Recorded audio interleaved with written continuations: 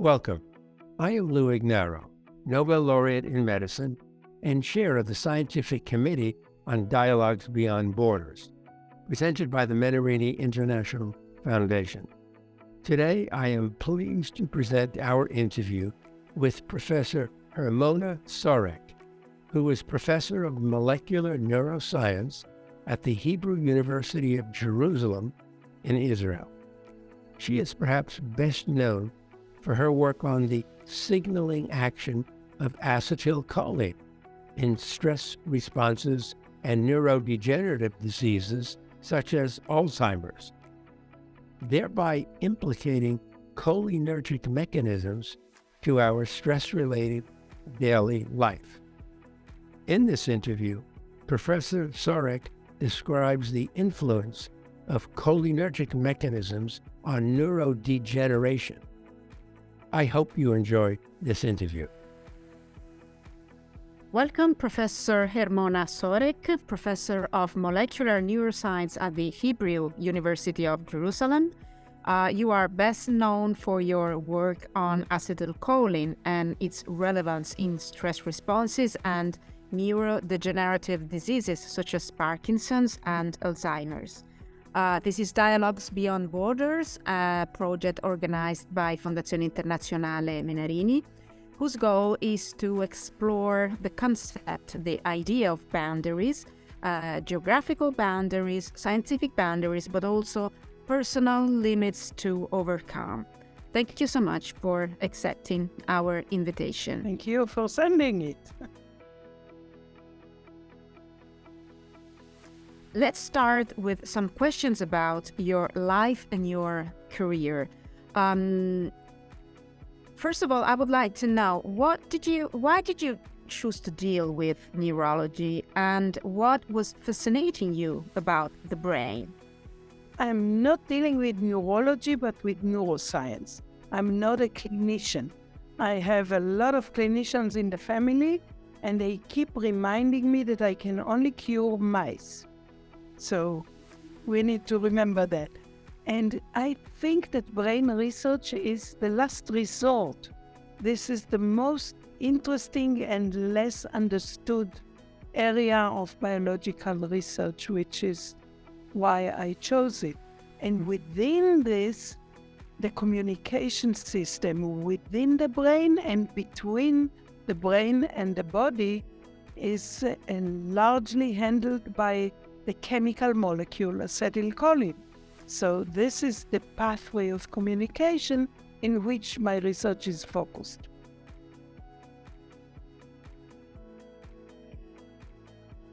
Did your family support you when you decided to study science? Have you struggled to become a neuroscientist? So there are different levels.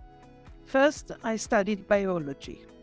And then I said I would like to continue for advanced studies, better degrees. And my mother said, biology is very nice, but a woman needs a profession. So I also studied for a teaching degree in parallel, because I was a conformist girl. So I studied both. And in my teaching studies, I got a paper to study, which was called What Teaching Does to Teachers. And that was the first paper in English that I read, a long one that I read. And I read that paper and I said, here is my grandfather, here is my aunt, this is my mother. I will not be a teacher. So I took a teaching degree, but then taught in university. So in a way, I'm a teacher with privileged condition. Right now, you work in Jerusalem, which is a deeply spiritual place. Do you believe that doing science and research is influenced by this religious environment? Do you think that science and religion have something in common? These are two interesting questions. First, I agree, Jerusalem has a spiritual impact. I've had guests who said they feel different just when coming to Jerusalem. And the history and the impact of that town on human culture at large is immense, like Rome in a way, right? And yeah, it does have an impact. It's a beautiful city, but I don't think that it blocks scientific pursuit of truth. In the contrary, both religion and science seek the real truth. And we struggle and we look for better ways and deeper understanding. And I believe every person does it in their own way. We have faculty members that are very religious and those that are not religious at all. I guess I'm somewhere in between. But yeah, I believe there is a value to every pursuit of truth. A great part of your work, of your research, is on acetylcholine. Would you explain briefly what it is and what it is its role? What does it tell us about the functions of the brain? Okay, so to begin with, what it is. Until the end of the 19th century, scientists believed that nerve cells communicate by sending direct electrical signals from one cell to another. And then in the beginning of the 20th century, a scientist named Otto Lowy, working in Marburg in Germany and then in Graz in Austria, showed that he can electrify a frog heart, take the liquid it was incubated in, put another frog heart in it, and the other frog heart started to beat. So that meant that some chemical in the liquid was responsible. That chemical was acetylcholine. So Lowy won the Nobel Prize for this finding in 1936. It saved his life because he gave all the Nobel money to the German government and got a boat ticket to go to New York, and that saved his life. Still talking about acetylcholine, what's the point in studying this neurotransmitter? Do we know something about its role in Parkinson's or Alzheimer's disease, in these kind of neurodegenerative diseases? Absolutely. So nerve cells that produce acetylcholine exist in different brain regions, and these are the cells that are most sensitive in Alzheimer's disease. They die first. So a lot of the current treatment modalities for Alzheimer's disease are aimed to improve acetylcholine levels. In Parkinson's disease, you have the opposite. The nerve cells that die are those that react to another chemical, dopamine, which means that the balance gets wrong. There is too much acetylcholine and too little dopamine. So in that case, you need to mimic the missing dopamine to treat the patients. But in both cases, these are not disease-changing treatments. It's palliative effect. So it improves the symptoms, maybe delays the deterioration, but it doesn't cure. And the big fight, scientific fight, is to find a cure that will change the disease course. And the problem is that these diseases are identified maybe 20 years after they began. So in neurodegenerative disease, we are now at the place where cancer research was 30 years ago. Because it was discovered too late, there was nothing to be done. Today, there are very interesting treatments that prolong life, improve the state, and in many cases, especially with precision medicine, really cure the patient. So that would be the goal to reach for neurodegenerative disease. So it is clear that the brain is a very complex organ. It is more what we know, or more what remains to be understood about the brain, and which research, in your opinion, has not yet achieved its goal, and what would you like to find out about this organ? The brain is the most complex organ. It also expresses more genes than any other tissue. The nerve cells are a conglomerate of very specialized groups of cells. So each subtype of nerve cells is a distinct entity. And the current technologies enable us to look at those cells by advanced research methods to find out the genes that are expressed in each cell type, and then get a signature that hopefully will enable us to cure that particular cell type, which is what we aim to in Parkinson's disease. Only cells that produce dopamine are dying. In Alzheimer's disease, the cells that produce acetylcholine are dying first. But it's a very different disease, so this is what we're struggling to find. You mentioned technology. Do you think that technology has changed the way you're doing research? No doubt that it changes the way that almost every biologist is doing research today. So biology was a very descriptive science. When Darwin described populations, that was a very superficial description. You know, a bird is something that has wings. That's not the level we work at today. So the technologies change the field, and the field changes the technologies. The Human Genome Project enforced computer science to develop many new tools. The depth of details that we need to store today is so much larger than what it was. And when I did my PhD, thesis was written in a typewriter. Who would think about writing scientific articles in a typewriter today? It doesn't exist. I used to have nightmares. What if there will be a fire and that copy of my thesis will get lost? So it's a very different world today. You worked a lot on emotions, but how can we define an emotion? What happens in the brain when we feel, when we experience an emotion in the brain and in the whole body? Okay, so that's the answer to that question again goes back to culture.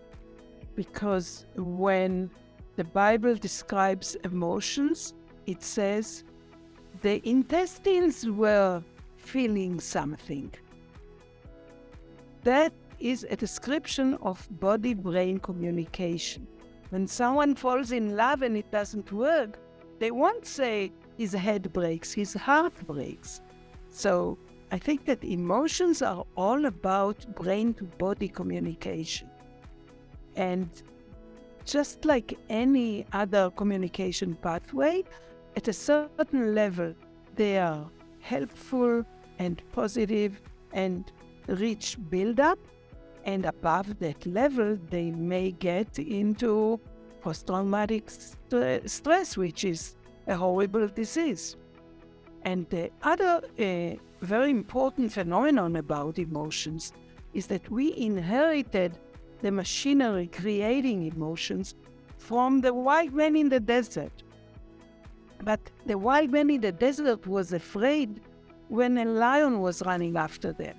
We are afraid when we open TV and hear about this terrible war in Ukraine, right? So we react the same way as if a lion is running after us. Our heartbeat goes up, we may sweat, we feel bad, we go to the fridge to find something to eat, which is a reaction of the wild man in the desert to the lion running after them. So emotions have a very long past. So this means that a negative emotion can have a negative impact on our health, and vice versa, a positive emotion can have a positive impact on our health? Definitely.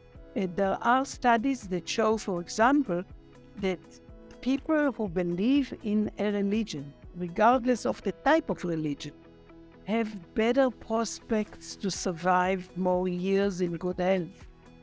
So the fact that you are at ease of mind thinking you're doing the right thing, whatever that right thing is for you as a person, helps you to keep healthy. So that's one. And the other aspect is that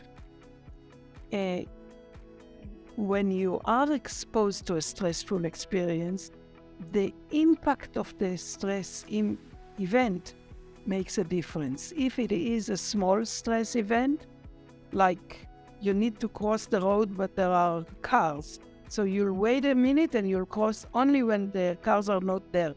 That is stressful experience helps you prepare for the next one. But if you suffer a disastrous event like a tsunami or an earthquake or a war, then you might be so stressed that you get sick by that. But is it essential to express emotions? What happens if we are not free to express them? I think that the psychologists prove that expressing emotions helps to recover from a stressful event. That's not my field, but I know about it. It's overlapping a little bit to what I do. So, yeah. So, for example, we ran a study not too long ago about stress impact in populations. So, in the literature, you find someone who experienced an earthquake and got a heart attack, or someone who was exposed to a tsunami and got post-traumatic stress disorder. And then the discussion in those papers say we cannot say what is the impact of that in a population, because there are no populations that are stressed consistently for long times. Well, I disagree. I live in a population that is under stress for a long time. So we ran a study with clinical colleagues in Tel Aviv University on 18,000 individuals who come every year to get their medical checkup. Their employer pays for it. And we asked them to volunteer and fill questionnaires about their stress levels. So there were 18,000 individuals. They came in 4 years, once a year, so we had a lot of data. And what we did was to measure the heartbeat. So you put one thumb on the other hand, and you count the number of heartbeats in a minute. An adult, a healthy adult, would be around 60 to 70. People whose heartbeat goes up with time are at increased risk for heart attack or stroke or death of any cause. And then we gave them a questionnaire asking, for example, to what extent do you feel the impact of terror on your daily life? Which is a question that would not be valid in many countries, but unfortunately in Israel it is always valid. And what we found was that the people who answered 5 out of 5 points, so they were most fearful about terror, were those whose heartbeat went up. Okay? So we published that study and it made a big impact because nobody before looked at the impact of stress at the level of the population. Did you find any gender differences in the way we feel and in the way we express our emotions and in the way emotions affect our body? I mean, male and female. So I looked at that so far mainly with regards to mental disease. So we looked at schizophrenic patients and at patients with bipolar depression, men and women, and there were over 100 in each group. And we looked at genes expressed in the brain and in the blood. And we find dramatic differences between men and women with these diseases, especially with the network of genes that enable acetylcholine functioning. So, for example, we see, if we look at gene expression as a pyramid, you would see DNA on the top, proteins in the bottom, they do the work, and the RNA, copy of the DNA, in the middle. RNA is the agent that sends messages from our genome to produce the correct proteins. We looked at the RNA level, and the RNA level shows very significant differences between the brain of men and women. And when we look in patients, in blood cells from patients with schizophrenia or bipolar, we find the same. Now, we had the signals that this is the case before, because we know that schizophrenic men get addicted to smoking. Women don't. And smoking is nicotine. Nicotine is the inducer of acetylcholine. So we knew there is a changes in the cholinergic pathway. We know that women with bipolar disorder suffer more extreme depression than men. The symptoms are more drastic. And in spite of all that, they get the same medications, which is stupid. And that is because women are very rarely included in clinical trials, and because it's much easier to not separate the populations between men and women, and much cheaper to test the impact of new drugs under development in male mice alone. So what happens is that one half of humanity develops drugs that will be given to the other half, which is stupid and should be stopped and changed immediately. You were the first female dean of the Hebrew University's Faculty of Science. Is there a glass ceiling still to be broken? Absolutely. I'm sure that there is, yeah. And I can add that I refused to do politics. I didn't go to people and say, elect me. I said, I'm not interested. If this is what the faculty wants, I'll do the job as best I can. But I'm not going to do politics. We are scientists, we are not politicians. But I was elected in a big majority, and it's a great faculty. So do you think that we need more women in science and in neuroscience in particular? I think that we'll get them anyway. The number of PhD students in life sciences worldwide is about 70% women. So the future says that there will be more and more women scientists. Okay, do you think that there is a difference in making research between men and women scientists? How do you feel about working in a female team, working with women scientists? Women differ from men in many aspects, so I guess in this one as well. There is still a glass ceiling. There are still colleagues, even these days, who tell me about a student. What does it mean he needs to leave the meeting at 4 p.m. because he needs to collect his daughter from a lesson? What does he have a wife for? And they say that to me, right? So this still exists. And it's more subdued. By law, it is forbidden to say negative things. Like when I was looking for a PhD instructor, I talked to a scientist, and he said, yeah, I like what you did so far, I'll be happy to accept you if you promise not to give birth to any child during your PhD. So I got up and left. And he accepted another woman, and she gave birth 3 babies during her PhD. I was so happy for her.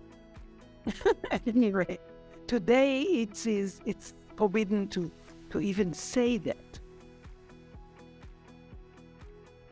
You are a role model for young women scientists in your scientific area. Do you think that it is essential for young female scientists to have a role model to be inspired by?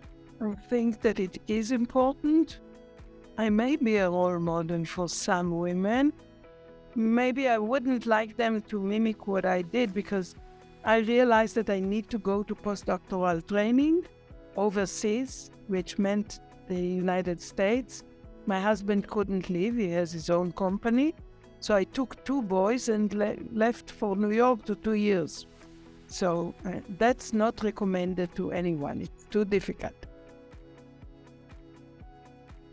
This project is called Dialogs Beyond Borders. So we are dealing with the idea of limits and borders. So my question is, how important are borders in science? Should we overcome them, or do they serve to maintain the identity of our research field? Because you were trained as a biologist and then you are a neuroscientist, and there's a lot of chemistry in your research. So do we really need to maintain these borders? I think they're useful for the initial training, but breaking the borders is a very important aspect of today's science. Biology was a totally descriptive science until not too long ago, and today it becomes more inquisitive, and it uses tools from chemistry, from mathematics, from computer science, and without that it wouldn't be what it is today. Neuroscience is part of biology, but it's also part of psychology. So you see people in between the fields. In our brain center, we have a linguistic expert, which is very different. I mean, what he uses are very different tools from what I use. But I think that that's one of the important values of that center, because you have people talking to each other who have very different specialties. As a neuroscientist, do you think that there are limits that the brain sciences should never cross? I mean, from an ethical point of view, for instance. Well, the technology today allows, or will soon allow, to change genes by cutting and pasting, so to speak. We use that already in non-brain diseases. For example, the state of Israel would ensure that a child to be born to a family that carries a deficient gene will not carry that deficient gene, because they extract the embryos, they do the DNA analysis, they make sure to return only the healthy embryo to the womb of the mother. So that is fine. But I was a member once of a committee by the academy where a pair of parents asked the state of Israel to ensure that their children will be born deaf, because the parents are deaf. And they said, deafness is a virtue, it's not a disease. We would like our children to be like us. And the committee said, no, this is the border. You do not ask for your children to be as sick as you are and for the state to pay for that. This is a border that should never be crossed. I was very much impressed with the conference. So I would like to add that creating a conference where experts discuss different aspects of research across different borders is very, very important. It's the first experience for me. I very much appreciated the opportunity. And for 2 years, I kept telling myself that in-person meetings are not that important. I was totally wrong. Okay, thank you, Professor Hermona Soreq. It has been a pleasure talking to you. Thank you.